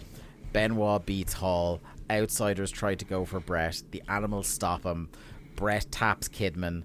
Jarrett beats Buff. Dustin Rhodes returns. And Meng strangles Lex. You forgot the main event. What? Sid versus Nash. Oh, yes. Yeah. So Nash wrestled in his jeans and Detroit Red Wings jersey. Because he's still officially retired. Fuck. Well, he's retired, Dave. He's living the stip. Yeah, he's living the stip. They're definitely not about to be tag team champions or anything. But Sid versus Nash ends in Brett running out. No, Sid runs out to get his hands on the Outsiders and then gets in a brawl with Sid. And then it turns into a 3-on-1 and Brett makes a save for Goldberg. So, Yep. all things considered, I will give the man credit.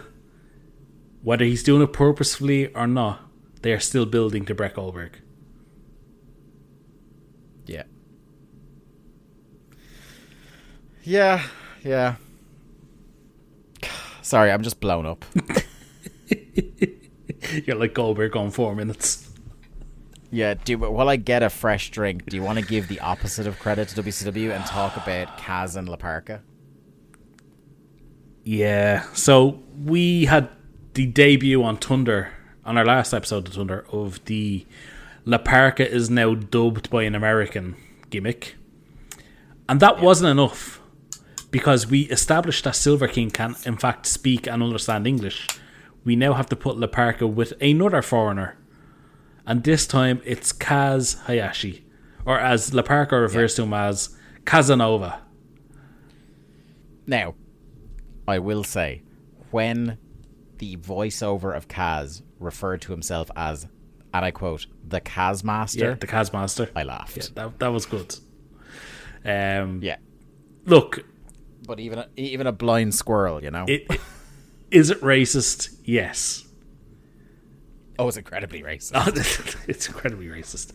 But does it give me a giggle from time to time? I can't say that it doesn't. Look, do you know what it is? It's like you talk about like it's him absurd. Being a movie buff. It's fucking. Do you know what it is? It's fucking. Vince Russo saw Wayne's World 2. Yeah, there you go. Where they do the dubbed fight scene, and he's just like, hey, do you know what? This is the thing now. New dumb ideas. We will try to figure out what movie it's from. Took it from. Because I'll bet almost every time we can figure out it's from a movie. Yeah. That's you know the new idea. That's the new gimmick of the show. Yeah, because like 100%, like you want to go back to Russo in WWF, the Mark Henry sleeping with a woman who turns out to be a man, 100% Ace Ventura / The Crying Game. Like I'm sure we can trace everything back. Yep. To a movie he clearly rewatched, like on God, what was the movie thing we used to laugh at that was always on Turner? Oh, movies for men that like movies. Yeah, movies for guys who like movies. Yeah. He's watching that while he's finishing writing the format, and he's just like, "Oh, this is a fucking great." No, but you do know the story of Russo owning a video shop. Yes, I do. Yeah. Yes. Before he became the writer of Raw magazine. Yeah. And in his head, he 100% thinks he's Randall in Clerks. Oh yeah, like he thinks he's that cool fucking doesn't give a fuck video store owner, and I guarantee you, fucking everyone thought he was a dork. Yeah, 100%. Randall Graves, you are not, sir. You are not. So then we get Buff saying he has a career match on Sunday. Oh, he's talking to Benoit, and he's like, I have a career match on Sunday. Please don't headbutt me, which I thought was funny. Benoit scoffs at him. Then Buff's like, fuck, I'll just try to take him out now. We have another pull apart brawl. So much brawling backstage. This guy has 4 ideas, if that. So we get a tag team match, which, bullshit aside, could have been a lot of fun, Kaz Hayashi and La Parka versus El Dandy and Silver King. Do you know... I need to ask you this. Do you know Silver King and El Dandy's tag team name? No. You're going to love it. As in, have I made one up? No. They have a legit tag team name. Mm-hmm. It's Los Fabulosos. Oh, incredible. They actually have much better. They actually have a run in WCW in 2000. Oh, I'm looking forward to it. But I think it's mostly on Saturday night. Breaking my heart here. I do think these are two fun teams. That it's such a shame that the tag division is absolute dog shit, because these would be great teams to have as ringer teams to have a good match and get the proper push team over. I'd love a Harlem Heat versus Kaz and La Parka match. Kaz and La Parka against the Filthy Animals for fucking 12 minutes on Nitro. Yeah. Give me Benoit and Saturn versus Dandy and Silver King. Anyway, here's an incredible thing in hindsight. I am convinced that Tenay, to a certain extent, and Larry, right, okay, so let me get my thoughts here, right? So either Vince Russo and Ed Ferreira are even dumber than we ever gave them credit for. Okay. Or Tenay and particularly Larry are already going into business for themselves to separate themselves from what's going on. Because holy shit, Tenay, as soon as this match starts, Tenay is just like, look, we all know the powers that be don't like foreign wrestlers. Oh, yeah. And I was like, what the fuck? Like, they fucking said it? I think Tenay says, we've all heard what one of the powers to be that has said about his thoughts on foreign wrestlers. Yeah. And then during the commentary, now this match is only 2 minutes long, and they managed to fit all this in. Larry straight up calls the two of them idiots. Yeah. Right? I was just like, there's another line later in the next match as well where I'm just like, right, either these guys are so dumb that they think like, okay, push the commentary to bury the powers that be, right? Because this is the thing as well, like in 5 weeks, they spent the first 2 to 3 weeks pushing hard that these guys are coming in from New York and they're going to save the company. So 2 things. 1, they are telling their fans that the show you like is terrible. It's dog shit, yeah. Because the only people who agree with you that WCW is terrible aren't watching anymore. So the people that are left at least kind of like it. So you coming in and telling them this is terrible is insulting. And again, their love of double insulting. Where it's like, it's terrible now and you don't know what you want, so we're going to fix it and make it like the show you're not watching. Yep. Right? Is incredible. So they're doing that for 2 or 3 weeks where they're telling you WCW is crap, it needs to be saved, and these are the guys to do it. And now all of a sudden we've gone from that to these 2 fucking guys in charge have no idea what they're doing. They're idiots, they're bad, and they're racist. That's incredible. Like, yeah. What the fuck? Yeah. Look, like you said, it's either they're even dumber than we thought, or Tenay and Zbyszko are much smarter than we'd given them credit for to distance themselves as much as possible from this shit. Because there is a line, I can't remember if it's this match or another match, where Tenay is just like, I don't know if I'd be saying that, Larry. And he goes, yeah, if you're afraid for your job, you wouldn't say that, but I don't care.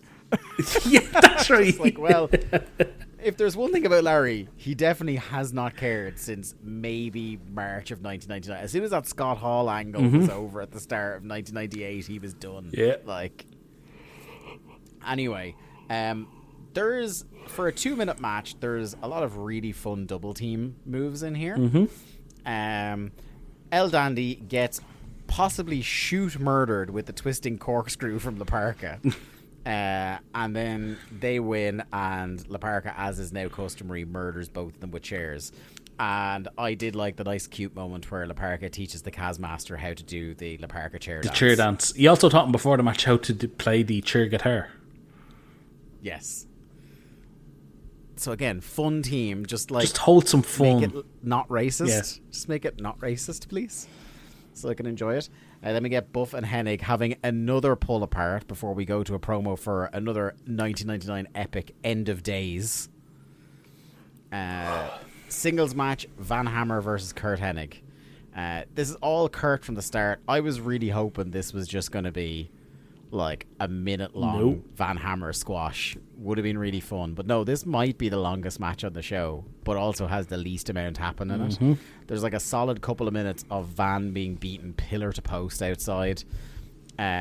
Before he even... I'm pretty sure in this 2 minutes, Van Hammer doesn't get a single offensive move in. And then Buff walks out. He distracts Hennig. Van clubs him from behind and chokes him on the bottom rope. And it's not even... It's not even the finish. Nope. Like, the distraction happens, and then the match continues, and Buff is just he's ringside for the rest of the match, yeah. Right. Now, this is the bit where I think that I'm leaning on the side of it's Russo and Ferreira are dumber than we give them credit for. Okay. Because Larry buries them again, but in a very Russo-penned moment, includes a slur against Italians. Oh, Jesus Christ. Because he, and I quote, I cannot emphasize enough that this is a quote, not a thing I am saying. He calls the powers that be, let me get this right, 2 Guinea dimwits from the Cross Bronx Expressway. God. I did not hear that. Oh yeah, I rewound it 3 times to make sure that I was writing down what he said. I thought I was watching Manza on the line for the Italian American offensive scale. I thought I was watching Thunder, not fucking The Departed. Oh mate, like fucking unbelievable shit. And this is where I'm just like, right, either he's actively trying to get fired, or like because Russo feels like the guy who call us this. Like, I don't know to what end, but there's never really an end with Russo. Like, what the fuck? Anyway, Buff attacks Hennig at ringside. Benoit out to help. Van gets whipped into Buff. They bonk. Hennig plex for the win. Now, this next backstage segment matches the thing I like the least in WCW with maybe the thing I like the most. We've been talking about how dumbass coward Lex Luger is the best thing they're doing apart from Sid in the company right now, right?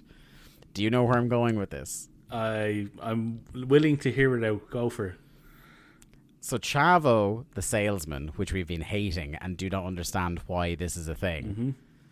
Do you know what? It would actually make much more sense if they were giving this to Disco. That Disco was in debt and now he was trying to sell stuff. But anyway, it would still be bad. But he's there with Elizabeth. And he's trying to sell her pans and then some cleaner for the house because you have to be a little bit sexist. And then jewelry. And that grabs her attention, but it also grabs the attention of Lex. And he says, look, it's not as good as my Rolex, but I'm interested because the best through line of logic in this whole company is that Chavo has been trying to sell these scam products for 3 weeks, and the only person in World Championship Wrestling that's stupid enough to buy them is Lex Luger. I didn't think of it that way, but yeah, that's brilliant. That's yes. Yeah. I hate all of this, but that one little bit of logic, yes. To be fair, Liz and Luger did look genuinely interested in the jewelry. Yeah. Next up, we have Lash LaRue versus Kenny Chaos. What is going on with this Lash character, man? Like, they can't decide 1 week to the next. Is this guy... Like, they're trying to push him like a babyface, but his promos aren't over. Yes. And 2, he wrestles like a heel. And 3, his promos are indecipherable. I have no idea what he said. Okay, I am pretty safe in saying... Right, okay. Can I talk about the new Deadpool movie, or would you care about spoilers? Oh, I do care about spoilers, so please don't. Okay, I won't. There is a thing with somebody that's hard to understand. You will get it as soon as you see that movie, but you will find it impossible not to think of this discussion when you see the thing that happens. Okay, that's all I'm going to say. Please tell me when you've seen the movie so we can talk about the comparison. And yes, if you're planning to see the movie, you should care about spoilers, because like if it's spoiled on you, it's just not fun. I have avoided all spoilers to this point. So yeah, I mean, you're lucky you don't have Twitter anymore, because within days, full scenes were. Of course on they Twitter were. Every time I logged on, yeah, it's stay off Twitter. The John Moxley fucking book.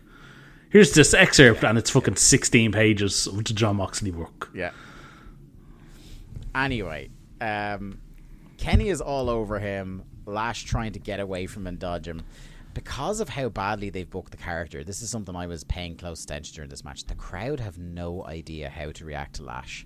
Yeah, he gets and this is what's scattered boos at one point. This is one of the horrible flaws, one of the many horrible flaws about Vince Russo's philosophy on babyfaces and heels. Like, he doesn't really believe babyfaces and heels are a thing. Mm-hmm. The thing about doing babyfaces and heels in any form of dramatic presentation is that even if you can totally still paint shades of grey about a lot of characters, right? Mm-hmm. But, like, say, for example, a lot of Steve Austin's actions were shades of grey regardless, right? But you always knew when he was a heel and when he was a face. Yes. Right? Whether you want to say he was never either, you're wrong.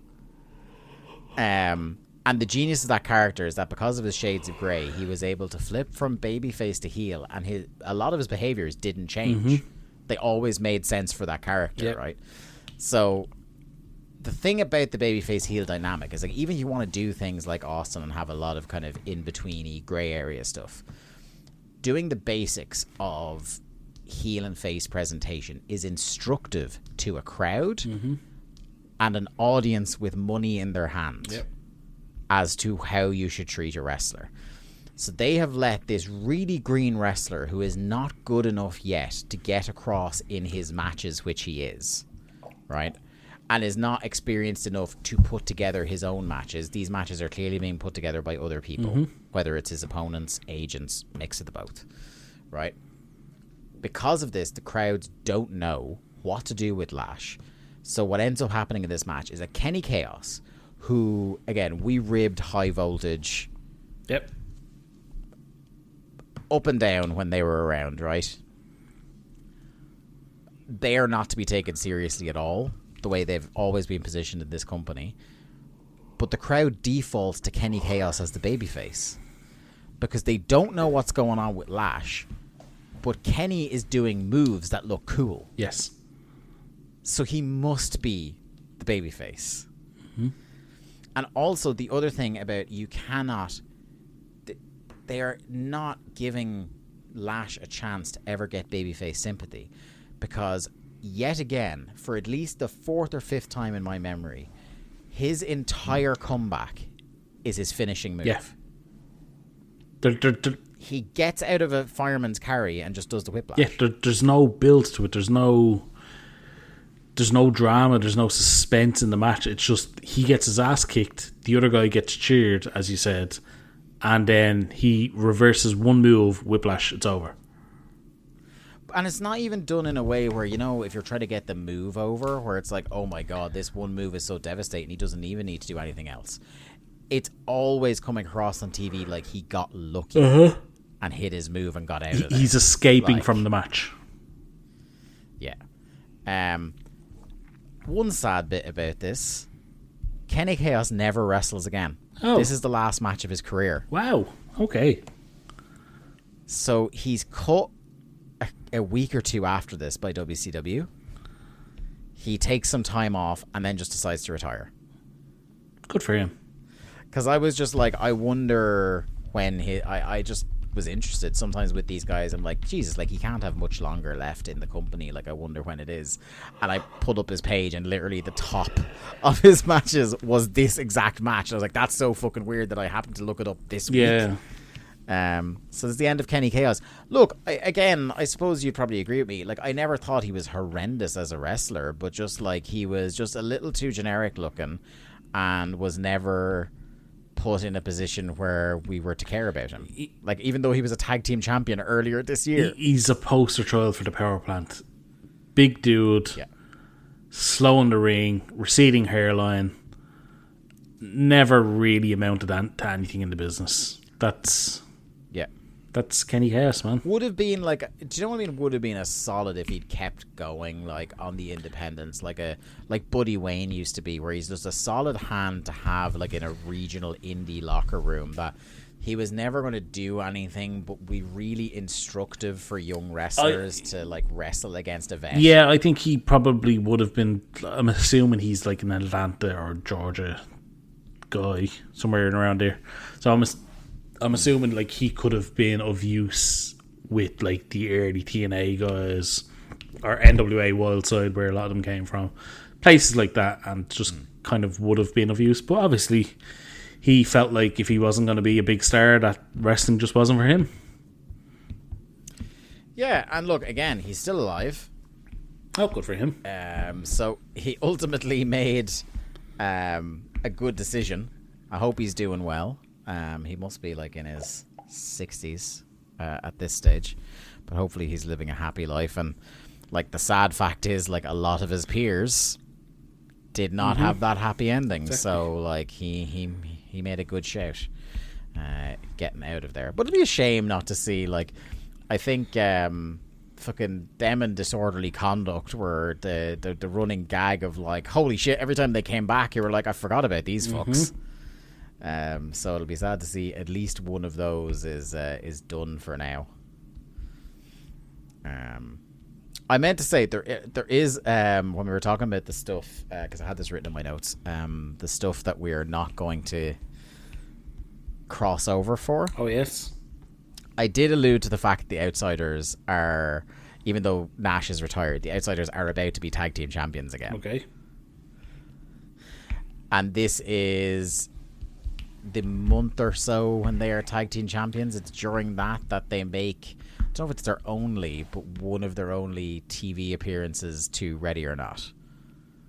Oh. That one video of them coming out on Nitro to Ready or Not is during that tag team title reign. So they were doing it on house shows. Yes. Pretty much from when Scott returned, as far as I know. Whenever they would deign it to appear on house shows. But there is that one clip of them coming out for a tag title match on Nitro where they use the song.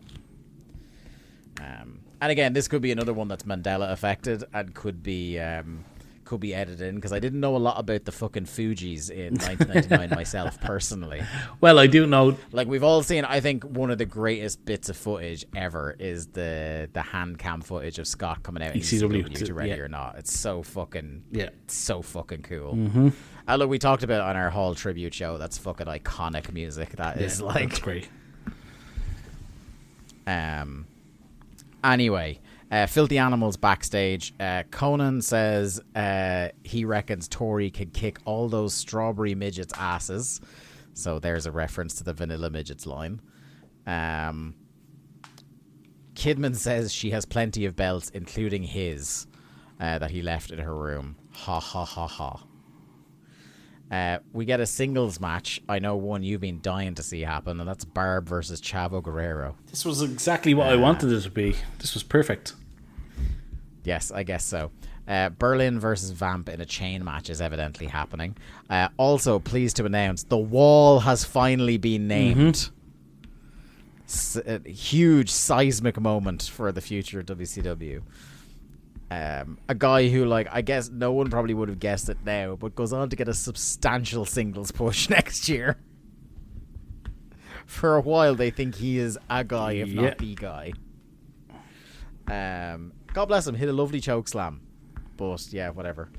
Chavo tries to sell Barb and the ref stuff to no avail. Barb knocks him down, hits the boot, and wins. Then, because everything has to have a stupid Vince Russo punchline, Barb gets on the mic, which nearly stuns Tenay into paralysis. And he says, I'll take 3, I'll pay you later. Ha ha ha ha.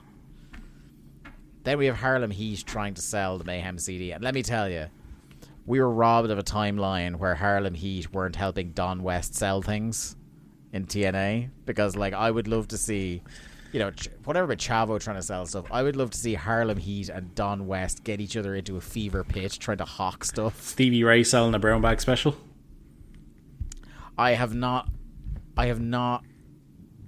popped as much for somebody saying Limp Bizkit as I have Booker T saying Limp Bizkit in this ad. It's great stuff.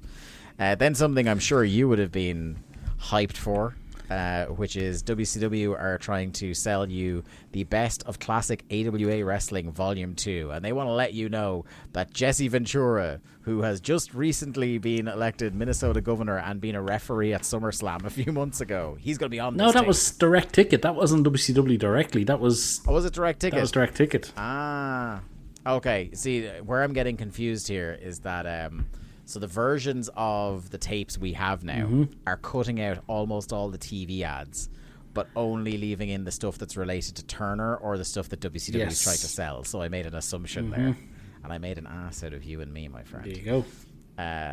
Our main event, such as it is. No, you've skipped over one. Oh, I have. You skipped over Mayhem Vampiro. Oh, I have.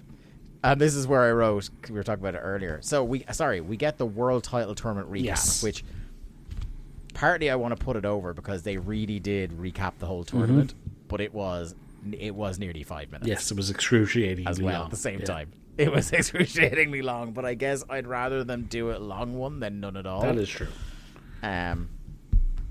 So, Ming versus Vampiro. This seems like a corner to book yourself into, I wrote. Because you have the guy that you're trying to repackage and make a thing in Vampiro versus the guy whose gimmick is he doesn't sell or lose. And guess what happens? So I'm just like, yeah, I mean, fuck. Anyway, Vampiro comes out with the Reverend Ian Paisley himself. And Meng is no selling. Vampiro tries to headbutt him. Do you see we got a tweet, by the way, from God, I need to check who it was. And they said that I'd like to acknowledge that I live about as far away as you can get, and I know who Ian Paisley was. So that's a feather in your cap, Lee, that some people far away from here do know who Ian Paisley is. I'll need to check who that was during the course of covering this match. The fake crowd noise is horrendous. Oh yeah, this was bad. I remember Vampiro getting a push when he was with the Misfits. I think I misremembered because Vampiro's push here has amounted to a feud with Berlin. And I don't consider that a push at all, to be honest. Yeah, I mean, I love Meng. But, like, Meng in 1999 is not it. And yeah, like Vampiro is throwing like some heavy shots, and Ming is doing what Meng does. He doesn't sell. It is his thing. God, I'm trying to scroll back through this to find out who this was. I think that was a Patreon comment. It might have been. Oh, it might have been a Patreon comment. But what we did learn is, during this match, that David Flair will be having a match at Mayhem. Sorry, who? David Flair. Oh, Gormless Idiot David Flair. Yes, Gormless Idiot David Flair will indeed be having a match. Yes, sorry, I didn't recognise who you were talking about at first there. With Kimberly Page. Yep. Because you got to threaten man on women violence. Not once, but twice on the pay-per-view. Yeah, 100%. Jerry only tries to check on Vampiro, Tongan Death Grip on him, which causes a DQ, even though no one actively attacked either of the participants. It's just a DQ anyway. I will say, in evaluation of this match, Larry spent the entire match trying to get a who's on first bit over. Every time Jerry only was mentioned, he tried to do an only joke, and then like as if it was dying on its arse, and he literally said who's on first so that everybody knew what he was doing. And it's like, no, it's not that we didn't get you were doing an Abbott and Costello bit, it's just that it's not funny that you're doing it. So Elizabeth comes out and she interrupts. She asks to have a word with Meng to apologize to him. He has to really slowly telegraph that he's going for the Tongan Death Grip, but because Lex misses his cue, arrives behind him and batters him with a chair. And of course, because it's Meng, he needs, I think, 2 or 3 chair shots before he'll agree to go down. It was 6 actually. It was 6 chair shots to the head before he went down. God, I'll tell you what, the pearl clutcher's about that. Show this to Jimmy Corderas, he'd fucking lose it. Now, if you had told me Tongaloa, or whatever the fuck his name is now in WWE, took 6 chair shots to the head every time before he appeared on TV, that might go some way to explaining how he fucks up every time he appears on TV. even though he hasn't wrestled yes. yet. The man is so bad that he has a contract and he is not allowed to wrestle. Yeah. He is so bad that an absolutely physical washed Tama Tonga, who was never an elite wrestler, looks like fucking Ric Flair. Yeah, next to him. Compared to him. Anyway. And like also like how I don't want to get into bloodline stuff, but like how much more of a star does Jacob Fatu look than all of them? It's insane, isn't it? Like like it's actually not doing them any favors. Actually, do you know what? Before we started recording, I was watching a July 1989 episode of World Championship Wrestling, and the SST were on there, and holy fuck, yeah, Samu and Fatu are such fucking much bigger stars than any of those fucking idiots. Yeah. Anyway, we have our singles match main event that I nearly jumped the gun and got to, and it's Chris Benoit versus Buff Bagwell. Feels weird, like we reset the clock, because this was not at the start shticky Buff Bagwell. This was like intense physical Buff Bagwell. And I was like, what the fuck? Is it just that the fucker was too afraid to do his bits against Benoit? I'd believe it. I'd imagine that's what it was. Benoit said, we're having a match tonight, and that's what we're having. And Bagwell just went, okay, sir. Yeah, I wrote, Benoit is doing a lot of selling here for a very serious Buff Bagwell. Have I hit my head? What happened? Now, I will say, commentary throughout this match only talk about Sid versus Goldberg. Yes, they did. And like, it is that thing we've talked about before where it's like, yes, this is the last match on the last show before a pay-per-view. So is it? Yeah, but still, you know, like it's more permissible than any other time. But Chris Benoit is one of your final, it's not great. One of your final four in your World Championship tournament. Yeah. The best, the favorite spot in all of WWE right now, as Buff Bagwell misses a corner charge, which leads to Benoit putting the boots in. They go outside, he rams Buff into the rail, Buff back on top, scores a couple of near falls, hits a nice suplex, and then he does his struts finally. Benoit rakes the eyes. I love that Benoit is one of the only characters in wrestling that routinely did the eye rake and still would get a babyface pop for it. Like, it was always like a dirty heel move, but him and Eddie, I think, are the ones that could do eye rakes. Would pull it off, like, yeah. Some scrapping in the corner, a whip reversed, Benoit with an inverted atomic drop, trying to get the German. Left arm lariat. Benoit goes up top, completely misses the headbutt as per usual. Buff goes up top for the blockbuster, but Hennig appears out of nowhere to pull him down from the top. He walks into the crossface and taps out. We go off the air on Buff and Hennig standing still for a moment in the ring and then deciding to start brawling as we go off the air. What do you think of that match? I mean, the match, like you say, was kind of a bit more intense than I expected. I thought it would just be more of a device to get to more Hennig fucking Bagwell stuff, which is it ended up being. But the match itself was kind of fine. Show overall, though, like, it's a fucking mess, man. It really is. Like you say, 5 weeks in, the show is just all over the place. Yeah. For Russo, it's not too bad that in 2 hours I count 24 segments, maybe 23. This is a couple of those I've counted are ads, so 23 probably. But compared to only 1 hour extra and having like 50 plus that time on Nitro, it's pretty good going. But this is the one he's actively trying not to write. Yes, so that I is guess true. Actively trying not to write a show and still having over 20 segments is rough. Anyway, you've given your overall thoughts on the show, so we won't rehash that. But would you like to tell us your winners and losers? Winners and losers. I mean, is I don't think there is a winner on this show. Like nobody, again, and this is my thing, like nobody comes out of this show any better, in a better position than when they went into it. Whereas you would argue that Evan Courageous looks like a fucking even bigger moron. The Kaz and La Parka stuff is possibly even more racist than it was the week before. It's just, it's so bad. Like, just such a fucking mess of a show. Yeah, for sure. Okay, well, the one thing that's left before we hit the finish counter is that it was the go-home show for a pay-per-view, Lee. It was. And as I feverishly Google to get it open, that means that you have to sit here and tell me the entire card for Mayhem 1999. Okay.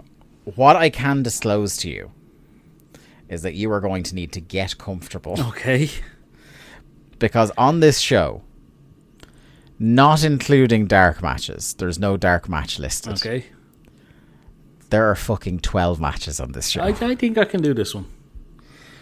Now, would it shock you to learn that because this is a Vince Russo show, that on this pay-per-view with 12 matches, none are longer than 10 minutes? That's going to make watching this pay-per-view so much easier for us.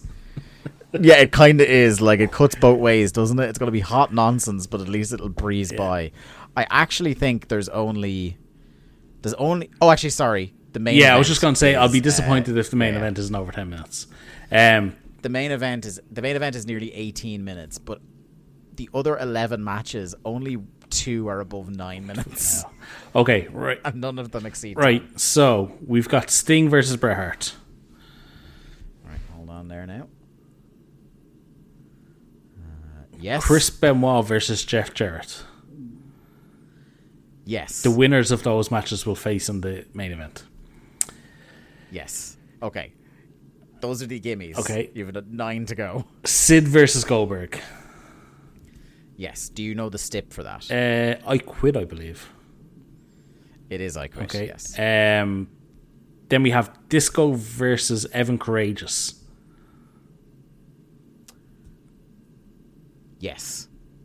Then we have That's 5. Norman versus Brian Knobbs for the hardcore title. Yes. I thought you might forget that one. That is for the inaugural Yes.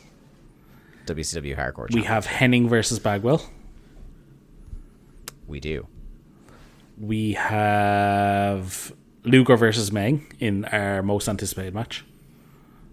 Yes, we do.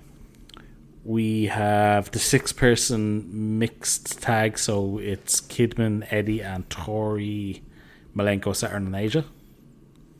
Yep. You're now on 9. Okay. Fuck, what else is there? There is... What else is there? Oh, Vampiro Berlin in a chain match. Yep, 10. What else is on this show? We have mentioned both of these other matches. In fact, you just talked about one a few minutes ago.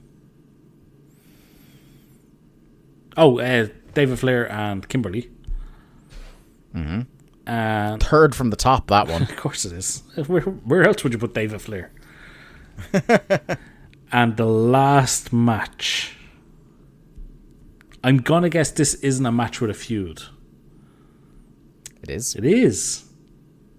Yes. You're forgetting one feud we talked about. Oh, actually, no, sorry. Oh, I don't want to spoil. Did you mention the dog collar match? No. Okay, so there's 2 matches left. I miscounted. Why is So there's a dog why collar is there match a on this dog show. collar match on this show? Okay, there has to be something involving Booker. Booker was supposed to challenge Rick Steiner for the TV title. Mm-hmm. Is that one of them? But they changed the TV title. Do you remember he lost it? Back to Rick. No, Rick lost it. 2. Was it Booker? So Booker is the champ. Yeah. I'm going to double check it here that he's the champ coming into this. I'm nearly... Can I tell you that this match is a double title match? A double title match. So it has to be Scott Hall. Scott Hall is US champ, right?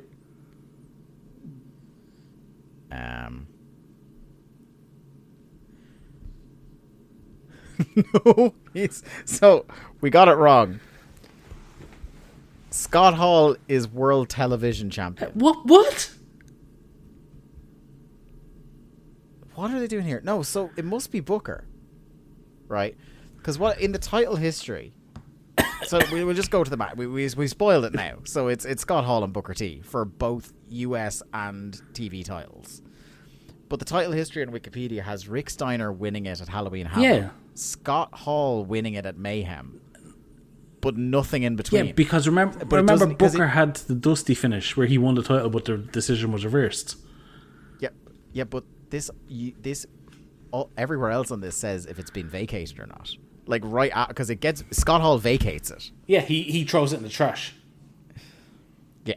Well, no, he gave it to Kevin Nash, who then threw it in the trash. Yeah. But yeah, there's no note or anything about what happens. Yeah. Hey, Booker Scott Hall should be a good match. And let's see, are we? Did they also? Because I'm going to check the. This is how fucking confusing this company is right now. That the two of us that watch this show every week have no fucking idea. I'm trying to find the champions. Who the fuck are the tag champs? It's the Filthy Animals. Oh yeah. I'm pretty sure. They are, because Conan had a belt on them. Yeah. Let's get to the bottom of this right now, shall we? Of the Okay, so the list of United States champions, and I'm gonna have to scroll because quite a while. On Nitro, there was a ladder match. See, this is one of those missing the context of Nitro situations. Remember Brett beat Goldberg for the US title in the tournament. Yeah. I've got great news. Scott Hall is also US champion right now. Yeah, because Brett beat Goldberg. And then, remember, the Outsiders had helped Brett. So what they did was they set up a ladder match on Nitro involving Brett, Hall, Goldberg, Sid, and somebody else maybe. And that's when it was Brett, Scott, Sid, and Goldberg. Okay, and that's when Steiner turned on Sid. Somebody, I think Nash got involved and fucked over Hart or Goldberg, and Scott Hall became US champ in a ladder match. Yeah, I'm. If you're worried about the legacy of the mid card titles, I'm happy to tell you that Scott Hall vacates the TV title in an angle as we discussed, and has to vacate the US title. The US title 2 weeks later when he gets injured. Yeah. Because in a match. Dave, if one tournament isn't enough, I hate to tell you that a US title tournament is coming down the tracks. If people think that Tony Khan does too many tournaments, so what's the dog collar match on this pay-per-view? It's fucking Berlin and Vampiro. Oh, that's a chain match. Nope. No, the chain, Dave. They've been saying chain on TV. Yeah, they have, but according to Wikipedia, it ends up as a dog collar match. Okay.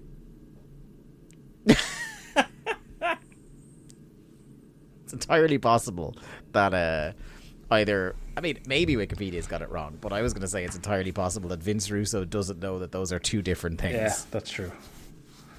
Can't wait to watch this show. Anyway. Oh, mate. Right. Anyway, let's get the fuck out of here, shall we? The finish counter brought to you by Ludwig Borga has 9 matches on this show with only 3 clean finishes, 1 DQ, and 5 interference leading directly to a finish, including 1 via fish and 1 via smooch. Fucking ridiculous. This has been another Titanic episode of Days of Thunder. Thank you all very much for listening, and we shall see you again very soon. Thanks everyone for listening to another episode of Days of Thunder. Days of Thunder was produced by Lee Malone and edited by me, Dave Ryan. To keep up to date with the show and find all the ways to listen to us, you can follow us on Twitter at WCW Thunderpod or click the Linktree link in our Twitter bio or in the show notes. I am at The Day to Dave on Twitter and Lee is at Malone_713.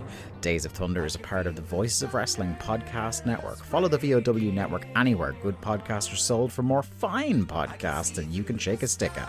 Thanks.